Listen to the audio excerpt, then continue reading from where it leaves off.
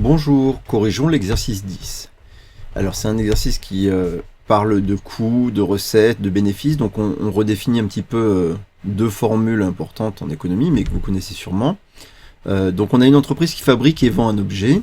La recette est égale au produit du prix unitaire par la quantité vendue, hein, c'est l'argent qui rentre, et le bénéfice, c'est la différence entre la recette, l'argent qui rentre, et le coût. Donc c'est la recette moins le coût total.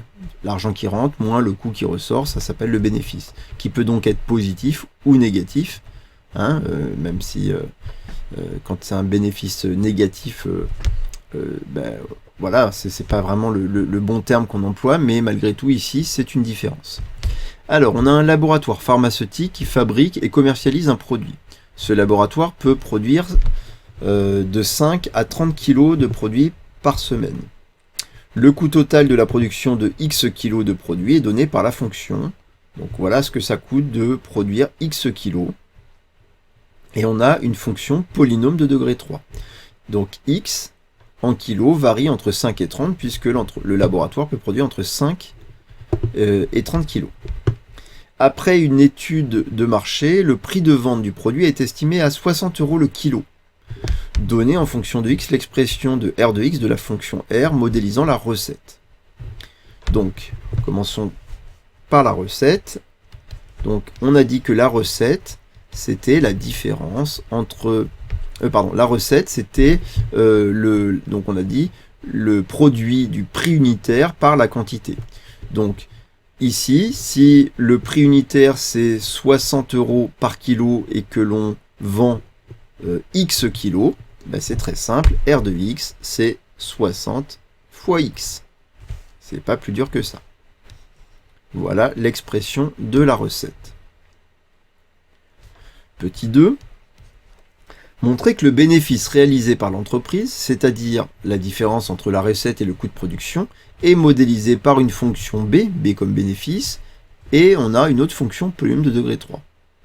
Donc, le bénéfice, on a dit que c'était la recette R de X moins le coût total C de X. Et donc, il n'y a plus qu'à utiliser les expressions que l'on a, c'est-à-dire 60X moins, et on va, en ouvrant les parenthèses, réécrire l'expression, donc c'est 1 tiers de x au cube moins 11x carré plus 100x plus 72. Donc, on va développer, réduire, enfin on va réduire cette expression, enlever les parenthèses pour réduire. Ça nous donne, donc là comme on a un moins devant les parenthèses, on prend l'opposé de chacun des termes. L'opposé de 1 tiers de x au cube, c'est moins 1 tiers de x au cube. L'opposé de moins 11x carré plus 11x carré. L'opposé de 100x moins 100x. L'opposé de 72 moins 72. On va réordonner tout ça et réduire. Donc ça fait moins 1 tiers de x au cube, plus 11x au carré. 60x moins 100x, ça donne moins 40x, moins 72. Voilà l'expression du bénéfice pour x kilos vendus, de produits vendus. Donc c'était exactement ce qui était demandé. Question 3. On vous dit, on considère que la production est entièrement vendue.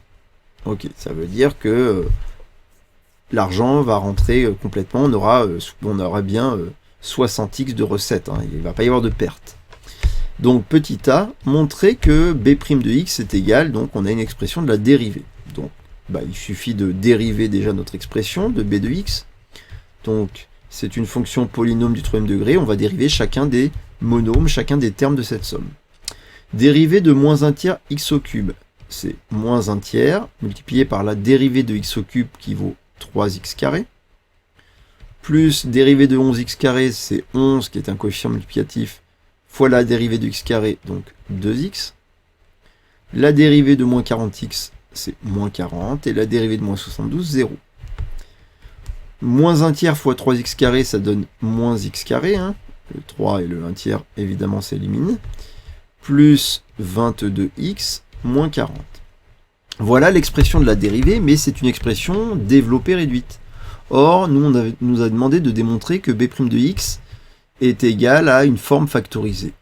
Donc, il suffit maintenant de repartir de cette forme factorisée, de la développer, de la réduire, et pour montrer que on retombe bien sur le b' de x, sur l'expression de b' de x qu'on avait trouvée. On applique la double distributivité, donc ça nous fait moins x fois x moins x2, moins x fois moins 20, moins par moins, plus x fois 20, 20x, plus 2 fois x, plus 2x, plus 2 fois moins 20, moins 40. En réduisant, on trouve moins x carré, plus 22x, moins 40, c'est-à-dire b' de x. Conclusion, b' de x vaut bien moins x plus 2, facteur de x moins 20, sous forme factorisée. Question petit b. Dresser le tableau de variation de la fonction b. Donc on va se servir évidemment de cette forme factorisée. Pour dresser le tableau de variation de la fonction b, on va étudier le signe de la dérivée. Pour étudier le signe de la dérivée, il suffit de faire un tableau de signes, puisqu'on a une petite forme factorisée, donc on va étudier le signe de chacun des facteurs. Donc x est compris entre 5 et 30. Puisqu'on avait dit que cette fonction n'était définie que sur cette partie-là. On va étudier le signe de moins x plus 2 et le signe de x moins 20 pour en déduire le signe de b' de x.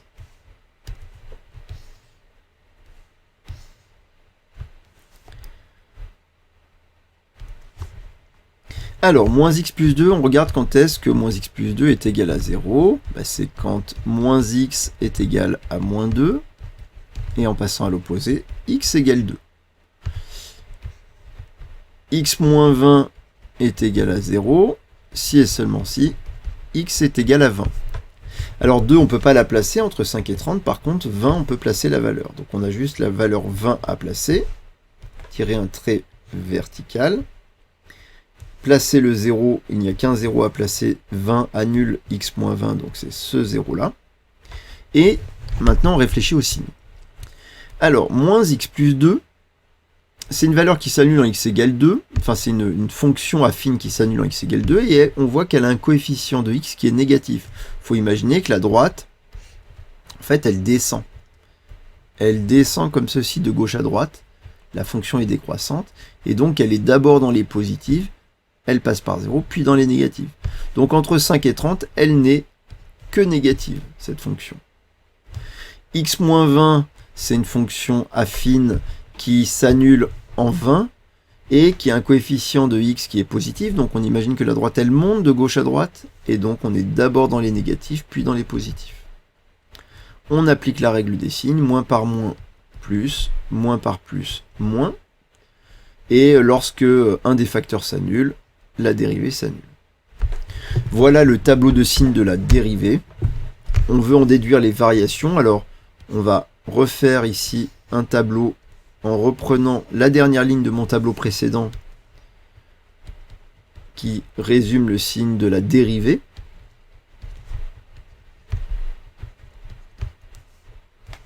Et donc c'était plus 0 moins.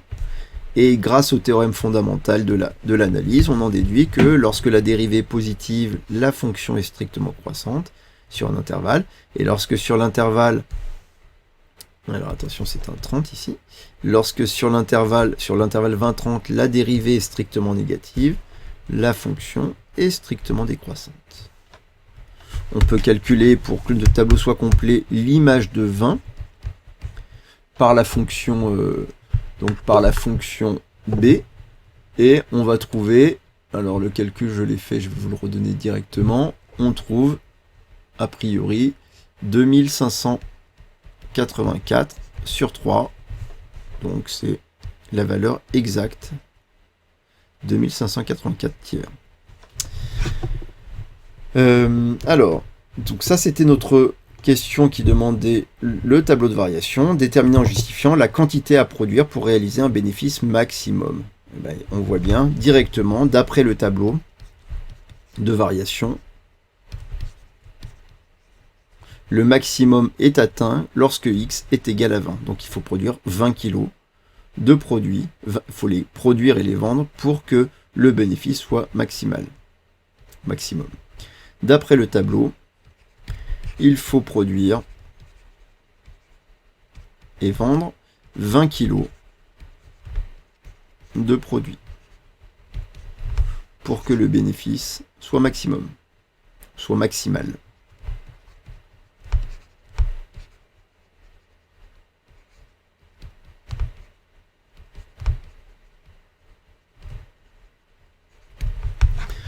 Voilà pour cet exercice. Au revoir.